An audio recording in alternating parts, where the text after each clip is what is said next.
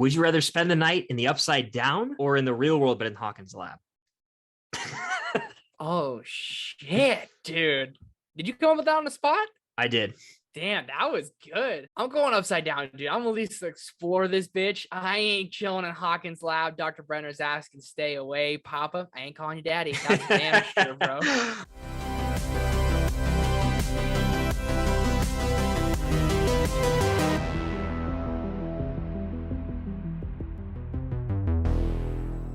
Ladies and gentlemen, welcome back to Hawkins, the final episode of season 1. Today, we're talking about the best episode we've watched so far in our rewatch. Season 1, episode 8, The Upside Down, the season 1 finale, a chef's kiss of an episode. I mean, this is how you tie a bow on a perfect season of TV, I would say. You know what's so crazy is I could tell while watching it, I don't think they were planning a season 2 with how this ended. Kind of like open-ended, like, hey, like, Ella's still out there with how they end, which we'll get to later, but like, also like, there's room for season 2. But like, if this was a limited series, it would be one of the best things that ever occurred. I'm glad it's not. No, absolutely. I literally wrote this down before we started filming, and it's something I've said and talked about people for years since this first season came out. Stranger Things is a perfect one-off. Like, yes, we got some fantastic seasons we're going to talk about in future episodes of Return to Hawkins. But if we're just viewing it as one 8-episode story, my God, was it perfect. And it left a little bit of like suspicion at the end while still giving every single character clarity. Everyone has like an ending, but there's a few loose ends. And I'm okay with that. I love a good loose end. Like Inception, Figure it out for yourself. Whatever you believe. You believe this or that. I'm cool with that. We start at the very beginning. I mean, Joyce is getting interrogated by Papa, which, by the way, Papa, easily one of the least likable characters, Dr. Brenner, in the entire show, I would say. And what I love, though, about the first, I'd say 10 minutes is Hopper is no nonsense anymore. Like, he's held hostage and they're saying, oh, you know, you're just a police chief who's doing one too many pills this week. You're just having a crazy week. He's like, here's what's going to happen. We're going to go get Will and we're going to keep our mouths shut. And they like reach a deal. And then we see Joyce and Hopper put on these hazmat suits and they take it into the Upside Down. We roll into our title card. What a badass Hopper is. I know I literally am being a dead horse. You could probably, someone could clip it. I think we've said badass and Hopper in the same sentence 50 times over the course of these videos because it's a fact. I'm already going to go ahead and say this. My favorite performance of this episode is David Harbour. They give him so much to do. And the way that they parallel his life and his relationship with his daughter to Will and Joyce, I legitimately just gave myself chills thinking about it. 100%. I want to talk about just like the filmmaking aspect with David Harbour in here. We get so many like insight to him and actually find out more about his daughter. What went down, how it happened. Like, we've always gotten glimpses, like, okay, his daughter's gone. What happened with that? We get full glimpses because he's like reliving these moments. And I'm getting chills thinking about it. David Hopper's the best character. It used to be like always, like Dustin's number 1 and Dustin does get better as it go on. But from season 1, Hopper was the GOAT. Always has been, always freaking will be. His performance, David Harbour, this is like his first big thing he did. Like, I don't recall seeing him in anything. And the way he just captivates you with his worrying face and like how he can talk and everything. He's just a smooth, awesome badass smoking a cigarette. Like you said, here's what's going to happen. They're like, oh, is that right? Yeah, that's right. You smoke that cigarette, right? Dude, you're so freaking badass. A Winona Ryder is great. That worried mother, the exploration of the Upside Down, absolutely fantastic. Nancy and Jonathan, I'm going to say it, bro. I'm Team Jancy. Okay. I'm switched. I know I always say there's only one right answer, and it's Nancy, but like, I love their dynamic. At least in season 1, I love their dynamic. Like, the dynamic works really well. They set the whole Byers household up as a trap. One person I don't like, I'm being dead horse, Mike. I can't stand him. Every time he speaks, dude, I'm just like this. Oh, man. Our comment section will be fun. Yeah, is everyone flaming for it?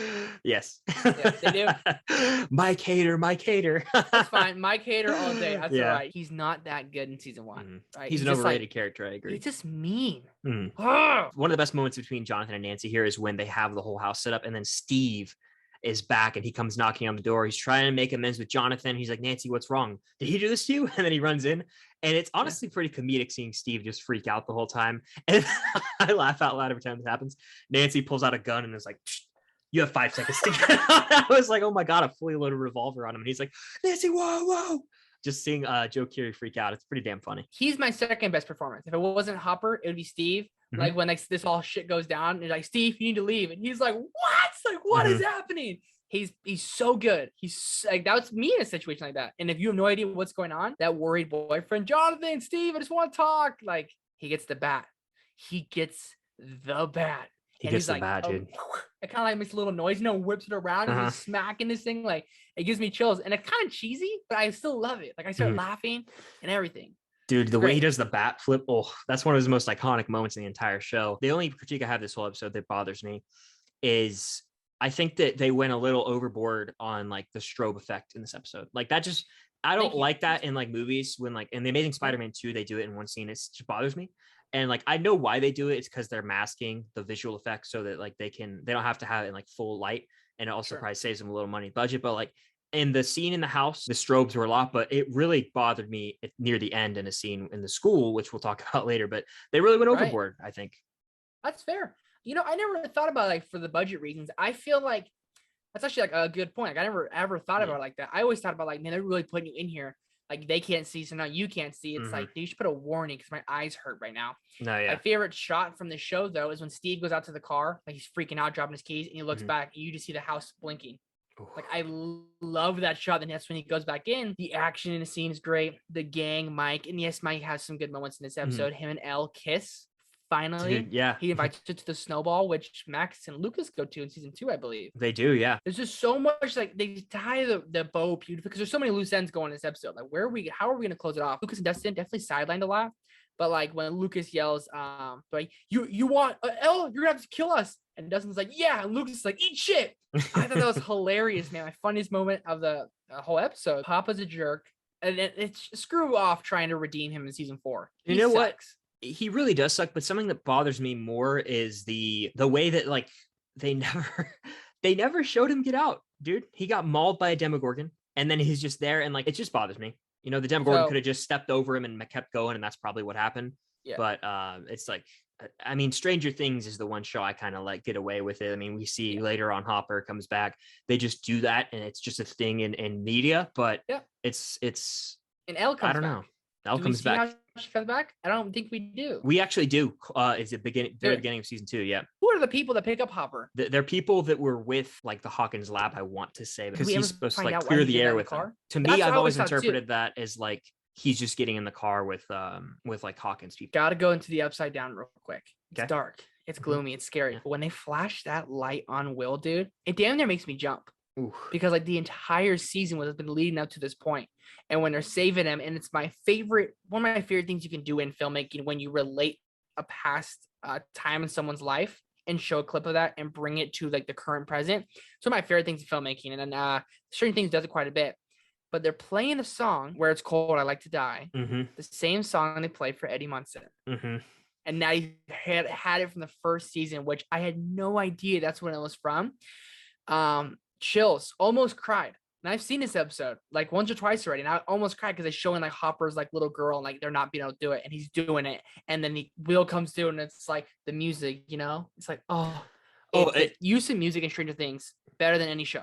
It's the best around. When It's Cold, I Like to Die by Moby, that song's playing, and like Hopper is having literal flashbacks to when his daughter was flatlining, and he couldn't save his daughter, so he's gonna make damn sure that he can save Will. He's pounding on his chest, pounding, and then when Will shoots up, like and the music flares, like I just gave myself some chills, man. It's literally one of the best scenes in the show. And the action in the show, like they said, they didn't have a big budget. Dude, that Demogorgon looks real as shit. Yeah, really does look. I mean, obviously it looks way more hyper realistic in season 4, but it looks really impressive for the small scale show they were in season 1. 100%, dude. I was like all on board, like damn, dude, and like it's just so invested in the accumulation of the entire show leads up to this point. So I think the main reason that the end of this episode with Will being saved is so emotional is because, like we talked about, they flesh out these flashbacks.